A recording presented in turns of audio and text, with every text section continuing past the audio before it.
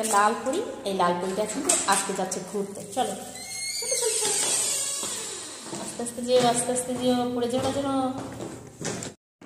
প্রতিদিনকার মতো আমার মেয়ের বায়না থাকে সবসময় সে ঘুরতে যাবে, আর আজও তার ব্যতিক্রম নয়।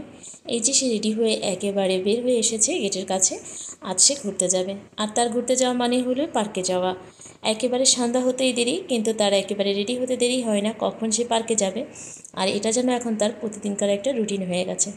দেখতেই পাচ্ছেন কতটা খুশি সে, একেবারে ছোটাছুটি করেই ব্যস্ত। আর পার্কে এসে স্লিপারে উঠবে, দোলনা খাবে, আরও একটা কাজ আছে তার পার্কে।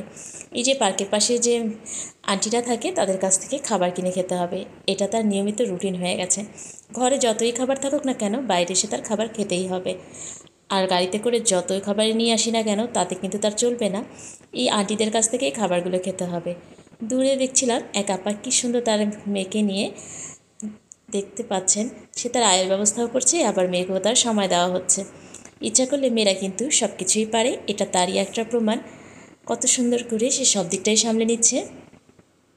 ছোট বাচ্চাটার দিকেও সে অনবরত খেয়াল রাখছিল। বাচ্চাটাও কিন্তু ফাইজের সাথে এসে অনেকক্ষণ খেলা করেছিল, আমার কাছেও এসেছিল, মাশাআল্লাহ অনেক কিউট ছিল।